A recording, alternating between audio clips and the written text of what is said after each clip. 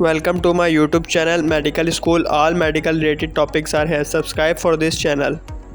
Information about hypotension part 3 of blood pressure. Hypotension किसे कहते हैं? हाइपोटेंशन एक टर्म या एक ब्रांच है ब्लड प्रेशर की, जिसका मतलब है कि अगर हमारा ब्लड प्रेशर लो हो यानी 90 से 60 मिलीमीटर पर मरकरी हो या इससे नीचे हो तो इसकी कंडीशन को हम हाइपोटेंशन कहेंगे। इस तरह इसकी 3 मेन टाइप्स हैं। नंबर 1 पे है orthostatic hypotension, postprandial hypotension and neurally mediated hypotension.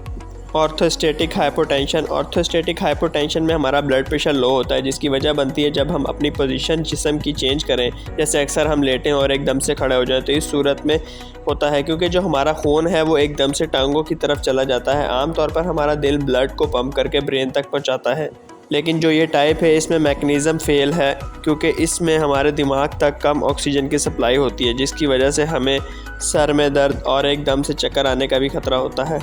पोस्टपेरेंटल hypertension में हमारा ब्लड प्रेशर अक्सर खाना खाने के बाद लो हो जाता है, क्योंकि खाना खाने के बाद हमारे हार्ट रेट की शरह में इजाफा होता है, जिसकी वजह से हमारा खून हमारे डाइजेस्टिव सिस्टम तक पहुंचता है। लेकिन इस टाइप के अंदर मैकेनिज़्म फेल हो जाता है, जिसकी वजह से गुनूदगी और बेहोशी तारी हो जाती है, और इसी तरह अक्सर लोग इसकी वजह से गिर भी जाते हैं, जिसकी वजह से कुछ इंजरीज़ वगैरह हो जाती हैं। इसी तरह अब इसकी कॉम्प्लिकेशंस पे बात करें तो सबसे पहले गुनूदगी, बेहोशी, ज़मीन पर गिरना, मसल क्रैम्प्स जैसे कुड़ुल वगैरह, कमज़ोरी, और इसी तरह अगर ज़्यादा ब्लड प्रेशर लो हो रहा हो तो इसकी वजह से दिल और दिमाग को भी डैमेज हो सकता है हमारा। न्यूरली मेडिकेटेड हाइपरटेंशन, इस कंडीशन में हमारा ब्लड प्रेशर एकदम से ड्रॉप हो जाता है जब हम एक लॉन्ग टर्म पीरियड लेटे रहें और एकदम से खड़े हो जाएं। ये टाइप अक्सर जो है वो यंग्स एडल्ट्स वगैरह में और चिल्ड्रन वगैरह में पाई जाती है। इसका नतीजा होता है कि हमारा दिल और दिमाग की मिसकम्युनिकेशंस हो जाती हैं, जिसकी वजह से हमारा जो खून का निज़ाम है वो लो हो जाता है। इसी तरह ये हो सकता है कि हमारे जो इर्द गिर्द की सराउंडिंग जैसे गर्मी वगैरह हो और उसके बाद जैसे गर्म पानी का शॉवर लेना या नहाना या लू वगैरह लगने से भी ब्लड प्रेशर हो सकता है कम। इसी तरह इसकी कॉजेज़ में आ जाएँ तो नंबर 1 पर है सेप्टिक शॉक, जिसे हम सेप्सिस कहते हैं, जो कि ज़्यादा इन्फेक्शन हो जाए हमारी बॉडी में। नंबर 2 पर है एनाफिलेक्टिक शॉक, जैसे किसी चीज़ से एलर्जी वगैरह, मतलब मेडिकेशंस वगैरह, इंसेक्ट्स बाइट हो जाए, फूड्स वगैरह से हो जाए। इसी तरह नंबर 3 पर शामिल है एंडोक्राइन कंडीशंस, जैसे कि hypothyroidism, parathyroid disease, blood sugar का लो हो जाना या डायबिटीज़ वगैरह। नंबर 4 पर है दिल की बीमारियां, जैसे दिल का दौरा, दिल का फेल हो जाना, दिल की धड़कन, दिल का कम हो जाना और दिल के वाल्व का मसला वगैरह। नंबर 5 पर है न्यूट्रिशनल डेफिशिएंसी, जैसे कि फॉलिक एसिड या विटामिन B12 की कमी, जो कि लीड करती है हमारी खून की कमी को। नंबर 6 पर है एक लंबे अरसे तक के बेड रेस्ट लेना। नंबर 7 पर है कि प्रेगनेंसी मतलब शुरू के 24 हफ्तों में हो सकती है। नंबर 8 पर है एकदम से खून का ज़ाया हो जाना, जैसे एक्सीडेंट वगैरह या डिहाइड्रेशन या इंटरनल ब्लीडिंग हो रही हो। नंबर 9 पर है ऐसी दवाइयाँ जिनसे ब्लड प्रेशर लो हो, जैसे कि बीटा ब्लॉकर्स, डायरेटिक वगैरह, अल्फ़ा ब्लॉकर्स और सल्डेनाफिल और मिनीप्रेक्स वगैरह शामिल हैं। इसी तरह इसकी कॉम्प्लिकेशंस में शामिल है डिजीनेस मतलब गुनूदगी, फैंटिंग मतलब बेहोशी, इंजर्ड फ्रॉम फॉल मतलब ब्लड प्रेशर की वजह से, लो ब्लड प्रेशर होने की वजह से गिर के चोट वगैरह लगवाना, मसल क्रैम्प्स मतलब जिसे हम कुड़ुल वगैरह कहते हैं। नंबर 5 पर है वीकनेस मतलब कमज़ोरी। नंबर 6 पर है कि सेवरली, अगर मतलब ज़्यादा ब्लड प्रेशर लो हो एकदम से ही और हमारी बॉडी से जो ऑक्सीजन लेवल कम हो जाए, जिसकी वजह से हमारा दिमाग और दिल डैमेज हो जाए, उसको भी कॉम्प्लिकेशंस हो सकती हैं। डायग्नोज मतलब तशखीस, पहले हम ब्लड प्रेशर चेक करेंगे अपना स्फेग्नोमेनोमीटर से या मर्करी मेट्रोमीटर या डिजिटल मैनोमीटर से। तो अगर हमारा ब्लड प्रेशर लो है तो उस कंडीशन को हम हाइपोटेंशन कहेंगे।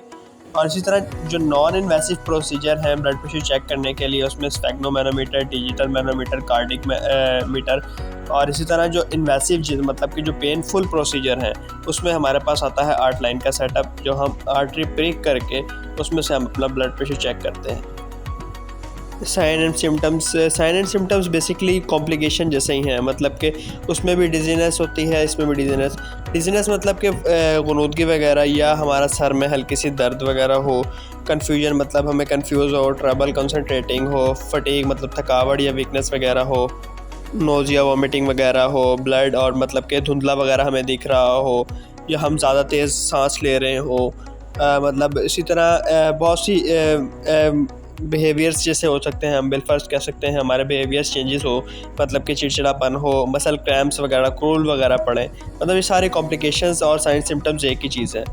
अब इसकी ट्रीटमेंट बता के इस टॉपिक को एंड करते हैं। ट्रीटमेंट में हमारे पास है फ्लूइड इनटेक, ओरल दें मतलब मुंह से दें या आईवी दें, इंट्रावेनस जैसे कि नॉर्मल सलाइन वगैरह हो गई, सोडियम हो गया, रिंगर इलेक्ट्रोड हो गया, मतलब कि हमें उस डिहाइड्रेशन को कम करके हाइड्रेट करना हो बॉडी को।